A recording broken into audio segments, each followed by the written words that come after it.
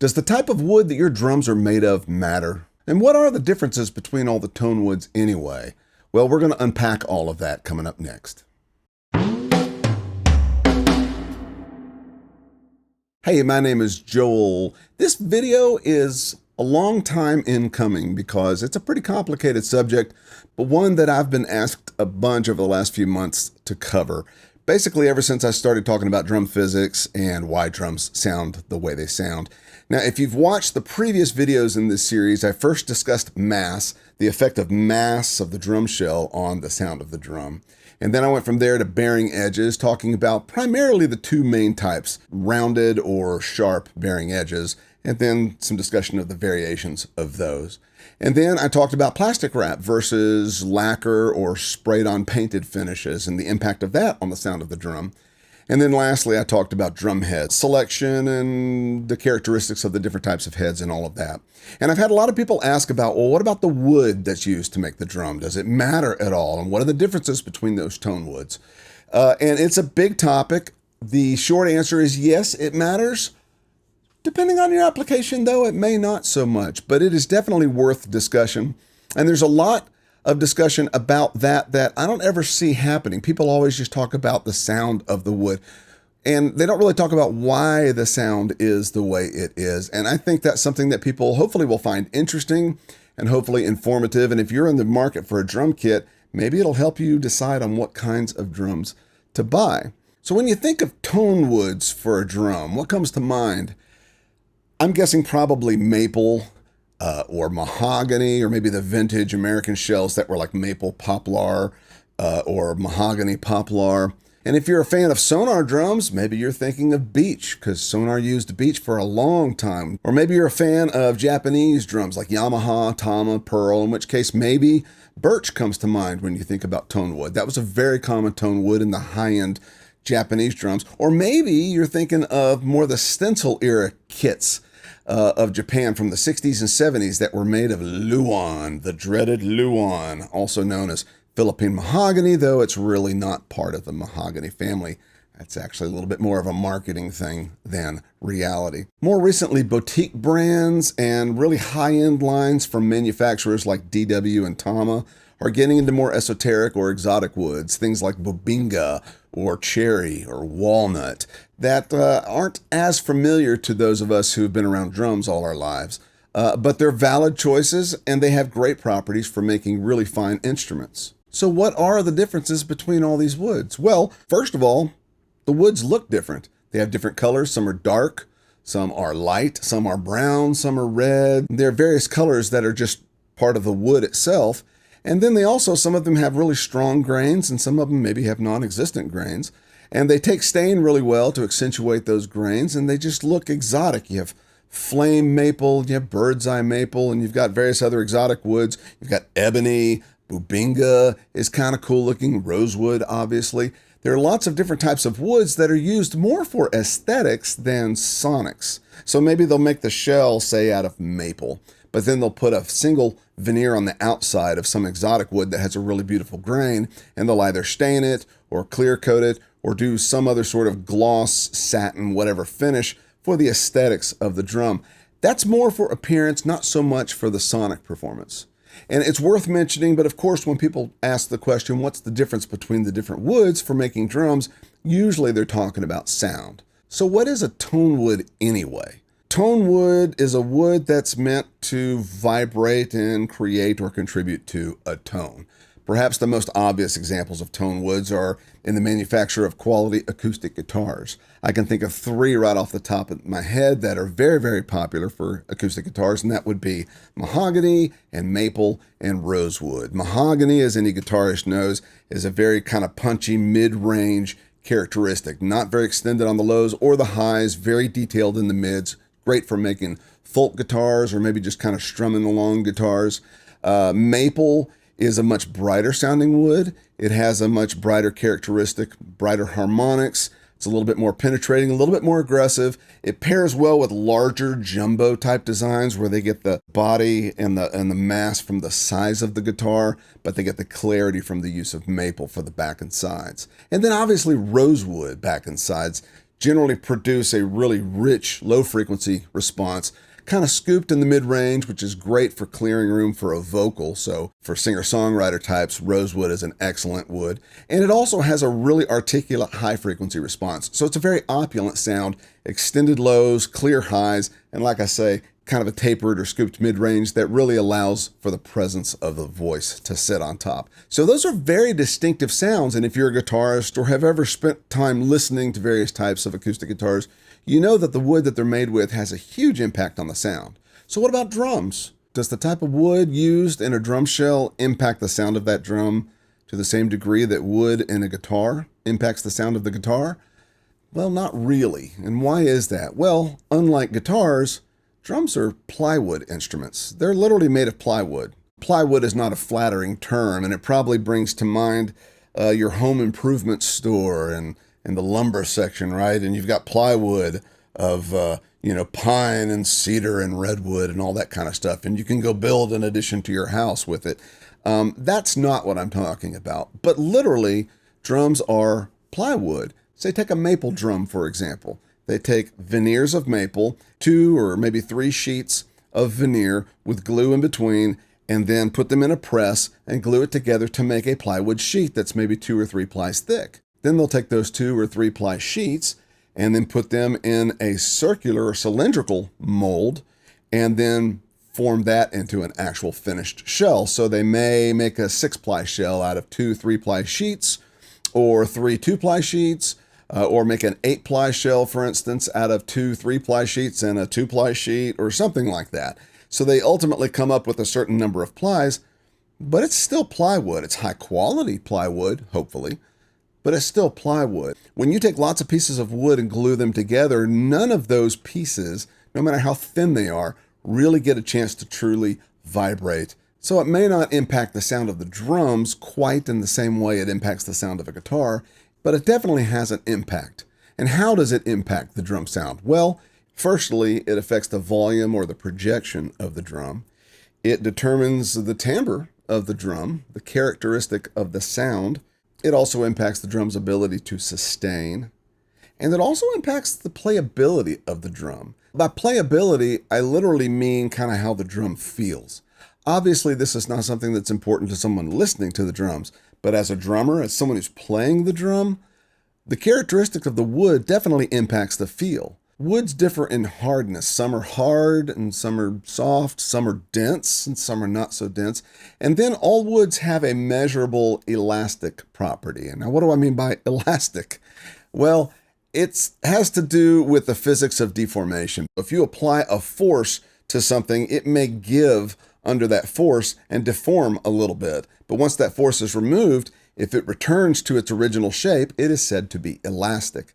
Wood can be more or less elastic depending upon the species. Wood in general is not a material that is considered an elastic material, but it does have measurable properties of elasticity. There's a point at which you can apply a force to wood and it will give or deform, I believe is actually the technical verb, under that force, and then when released will return to its natural shape. And of course, obviously, there's a point at which you apply so much force that it's no longer elastic, it takes on a plastic characteristic. And by plastic, I don't mean that it's made of plastic, but rather it's an adjective. It's describing the behavior of the wood. An elastic response would be that when the force is removed, it goes back to shape. But if it deforms under force, and then when you remove the force, it stays deformed, that's called plasticity. So all of those things combine, density and hardness and elasticity, to create a visceral experience for the player. So some drums feel amazing to play, other drums not so much. And generally higher quality drums will respond better to the player's touch. And that's not something to be taken lightly, because I can tell you, as a drummer, I play better when I'm comfortable with the instrument than when I'm just sort of having to force myself to play. Perhaps the most common species of wood used for professional drums in the Western world anyway is maple. Specifically sugar maple, also called hard maple. Its scientific name is Acer saccharum, and it is the tree that is native to the northeastern part of North America. This is the tree whose leaf is featured on the Canadian flag, And yes, sugar maple is the tree that is used to produce maple syrup. But not only does its sapwood produce maple syrup, but its sapwood is also what we use to make really fine quality drums. It is a hardwood, which is kind of a misleading name because not all hardwoods are hard. A hardwood is actually just a wood that comes from a flowering tree, a tree that reproduces through flowering or producing fruit. Whereas softwoods come from trees that produce seeds. So when you think like a pine cone, seeds, that's a softwood. Pine is a softwood, and the maple is a hardwood, as is oak. But poplar, which is a hardwood, is actually much softer than, say, yellow pine or red cedar, which are softwoods, but they're much harder than poplar. So hardwood, softwood, why they call it that, I don't exactly know, but it really has to do with how the trees reproduce more so than the wood hardness itself.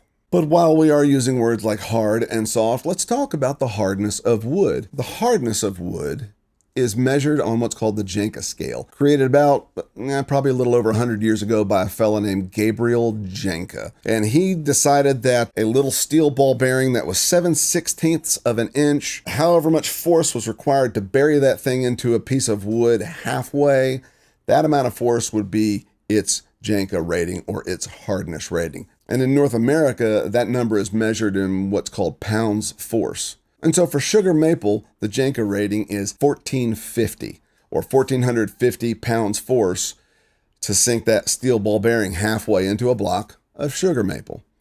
Poplar, on the other hand, has a Janka rating of 540 or roughly 1/3-ish the hardness of maple. So it is much, much softer. And why is hardness important for building a quality drum? Well, a hardwood's going to provide a hard bearing edge, which is going to be a very solid surface upon which to tension and tune your drums. And harder woods are also generally denser woods. When it comes to hardness and density, those two are fairly related. That is to say that woods that have a really high hardness rating tend to be more dense woods. For example, sugar maple, which has a Janka rating of 1450, actually has a dried weight of 44 pounds per cubic foot. So, you think of a cubic foot of dried hard maple, sugar maple, weighs 44 pounds. And compare that to poplar with its Janka rating of 540, roughly 1/3 the hardness of maple, and a cubic foot of dried poplar weighs in about 29 pounds. So it is much less dense. In general, when it comes to the woods that we use in building drums, for the most part, the harder woods are more dense. Now, why is density important? Well, if you go back to my first video in this series, I talk about mass and the effect of mass on the sound of a drum. And drums that have more mass produce a stronger fundamental note. If you have not seen that video, I will link to it below. If you find this interesting, I think you'll find that interesting too. But if you have seen that, then you know that drums with more mass produce a stronger fundamental note, which means it has a more solid low end, literally. But because those woods tend to be more dense, that means they're more tightly grained as well, which means it's a harder, smoother, more consistent surface. And that actually does a good job of reflecting higher frequencies, a little bit more so than porous wood. Porous woods, on the other hand, which also tend to be a little less dense, have the tendency to diffuse and absorb frequencies, specifically high frequencies, which don't have that much energy to begin with. That results in a mellower sound. But because those woods also tend to be less dense, that also means less fundamental. So you have less low end and you have less high end. It's a more mid-range sounding drum. Typically isn't considered to be as nice sounding. And as a result, less of this, less of that. It's actually a quieter drum. Now, I know nobody considers anyone pounding away on a drum, even an inexpensive drum, to be particularly quiet. But literally, there is less sound happening. Harder, denser woods will produce a stronger fundamental and typically produce more harmonic as well. So you tend to get kind of everything in the full spectrum. It's a louder overall sound. It projects further, and it's just a more complete sound that really allows you to use head choice and tuning to really shape that sound into what you want it to be.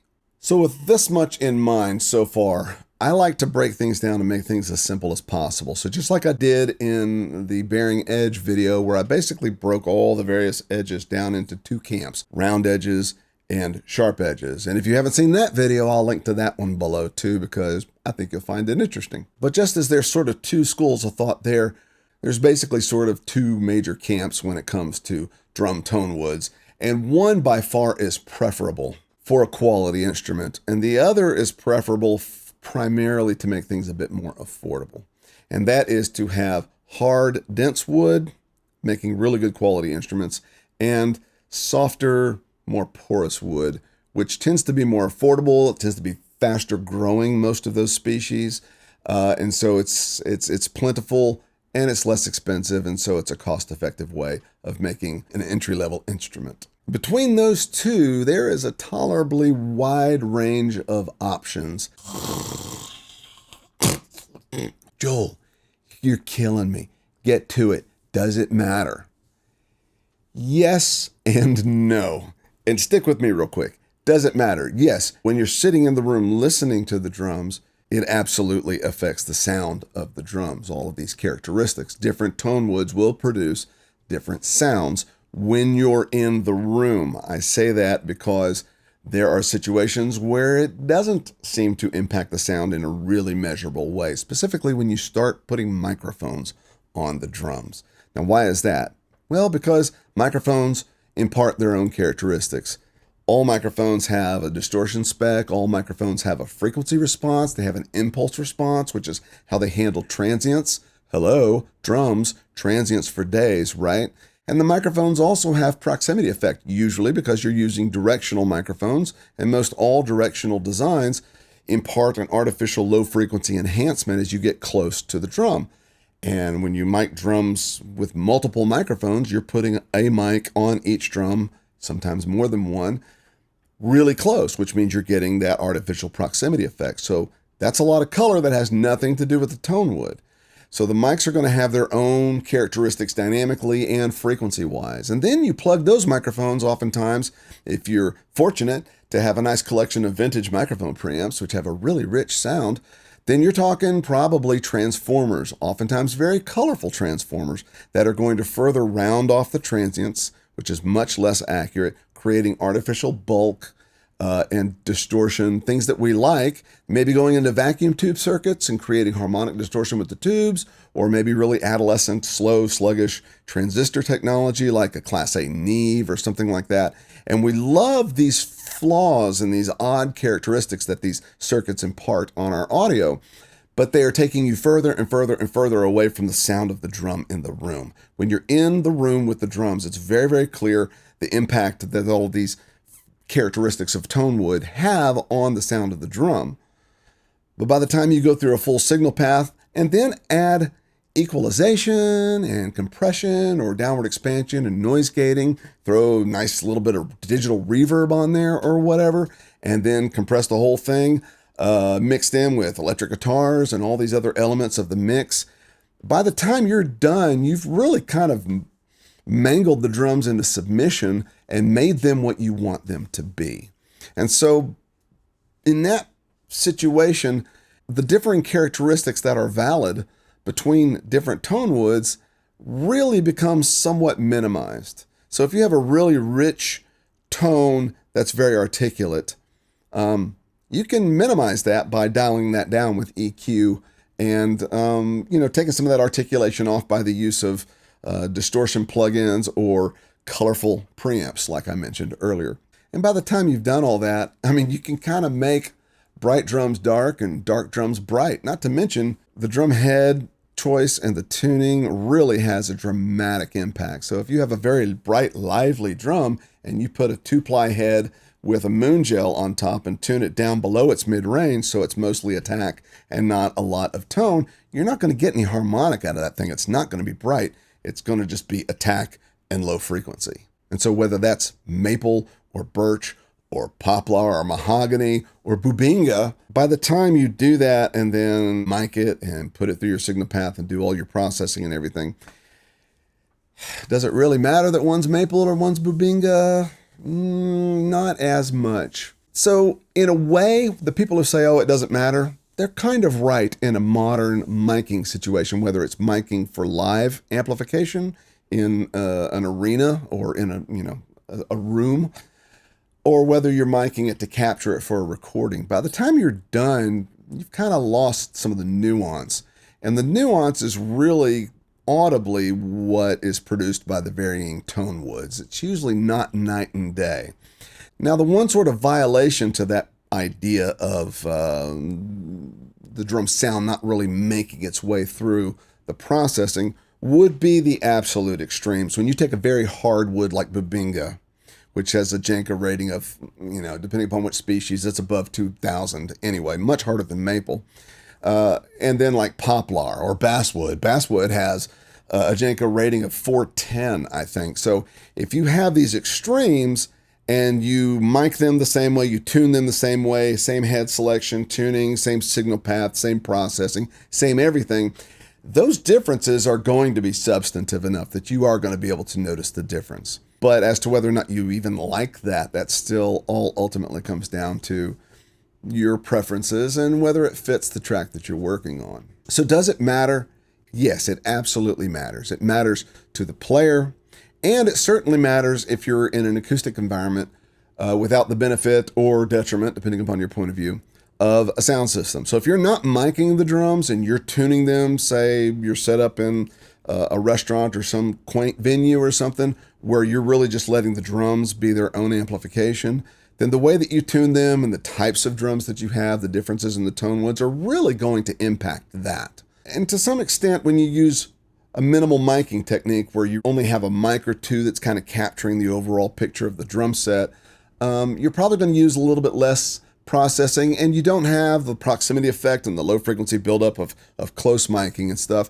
And so there's a little bit more room for the character and the nuance of the tone woods to come through in that situation, particularly if you're using single ply heads tuned up more or less to the mid-range or so, in which case you can really hear the natural tone of the drum. If you tune everything way, way down flat and all you're getting is attack, then the tone wood doesn't matter as much. So I'm sorry to say that. I know that's going to disappoint a lot of people. I know it's going to probably make a lot of other people really happy. I don't really have an opinion one way or the other as to which I wish were true. I love drums. I love bright drum sounds. I like dark drum sounds. I like lots of attack. I like lots of tone. I like lots of sustain. I like very staccato things. I like all kinds of stuff. I just like drums, really. I have my preferences, certainly, but these are just observations that I've had over the years. And so I'm sharing them with you, hoping that it makes sense and that it's useful for you when you're deciding on what drums to buy or what drums, if you're fortunate enough to have a selection, to play on a certain gig for a certain purpose. And so I just hope that that's helpful to everyone. So to demonstrate some of what I'm talking about, it's kind of hard to demonstrate largely for the reasons that I have said. When you have microphones and a signal path and all that stuff involved, it kind of blurs some of the nuance. But I have actually tried to do something somewhat scientific here, and I've got two snare drums. They're both 8-lug, 5-inch wooden snare drums. One of them is poplar, which is very, very soft and very porous. And the other is maple, sugar maple, and it is much harder and much less porous, much more dense. They are both 5-inch, 8-lug drums, like I say, and I went one extra step by taking them by John Zoog's place at Dallas Drum and having him cut the same bearing edge into each drum so that the edges are the same, the dimensions are the same, the fact that they're both 8-lug drums are the same, they have the same heads, and the same snare wires on them. So I'm trying to make all the variables as similar as possible. Primarily, it's the tone wood that differs. They actually are both plastic wrapped shells as well. So it's almost impossible to make things truly scientific, but I did want to make it somewhat useful if possible. Take a listen to this comparison. I did some different tunings so you can see how they compare at each, and just see what you notice about it. Check it out.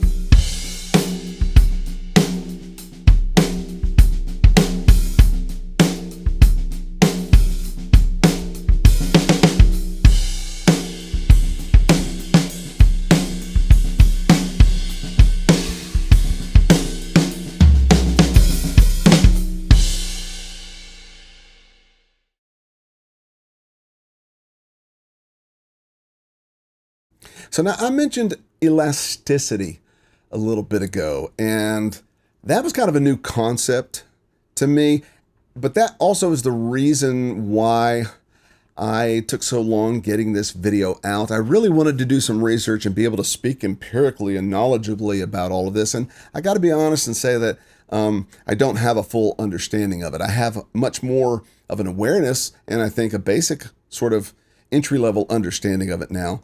But the reason I got to thinking about elasticity is because I got on the website of a company called Nordic Drum Shells. Nordic is a company run by a fellow named Dave West who makes drum shells. They make drum shells from standard and fairly exotic veneers as well for lots of boutique manufacturers. And if you're into building drums, definitely go check out the Nordic drum shells. They make a really good product, and Dave is a really friendly and knowledgeable guy. And I reached out to him because while looking at their website, I noticed on their veneer page where they're talking about all the veneers that are available, they post not only the Janka Hardness, which I thought was interesting because no one else seems to do that, but they also had this sustain sort of measurement too. It's not really a formal measurement, but it was just long sustain, medium sustain, or short sustain.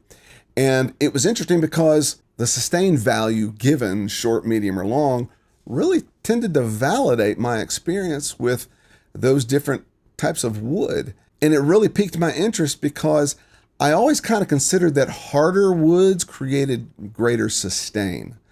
And that's not really necessarily true because I have two rosewood snare drums. They're both Tama, one from the early 80s and one from the late 90s. And as far as I know, the shell is pretty much the same between the two. I don't know what particular species of rosewood was used. I believe there's 100 or more actual variants of rosewood, but pretty much all rosewood is much harder than maple. Maple, like I say, it's around 1450 or 1500, say, just round it. And rosewood commonly above 2000.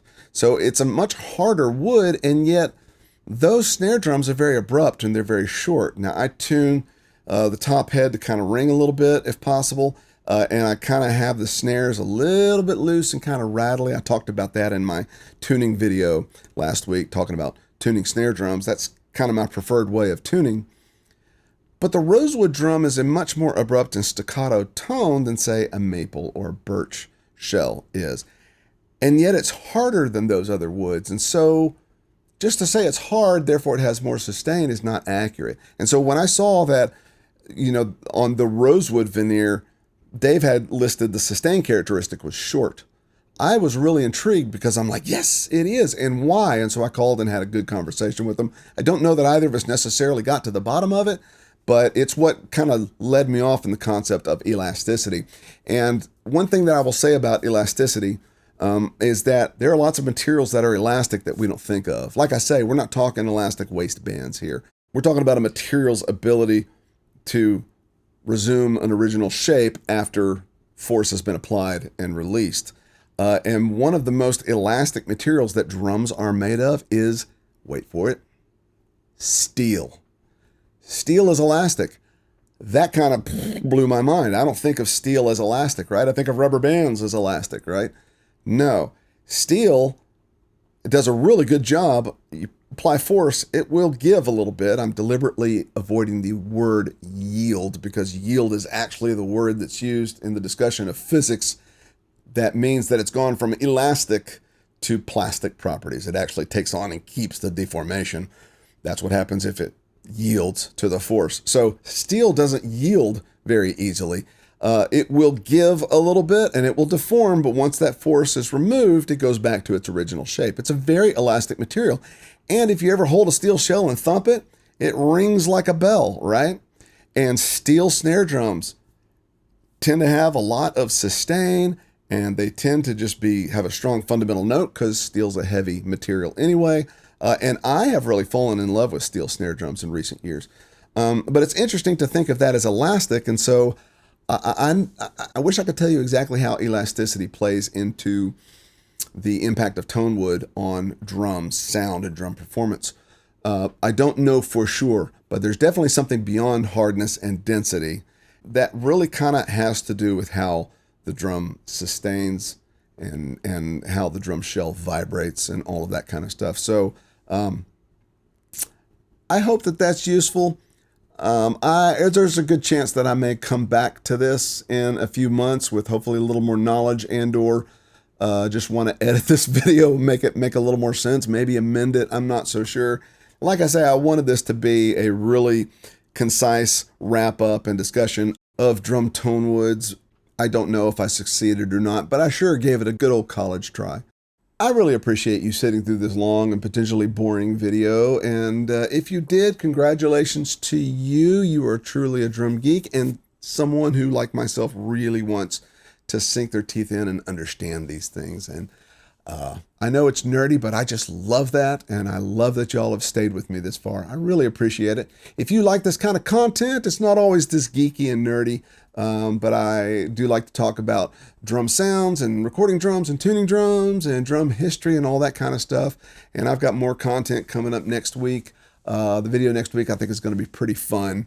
It's kind of a departure, but and a little quirky, but I think it'll be fun. So I hope that you come back and check that out. But please do subscribe if you like this kind of content, and share it with other people, and click that notification bell, of course, so that the next time I upload, you will be notified. And I appreciate you being here as always. I look forward to seeing you again. Thanks so much. Take care.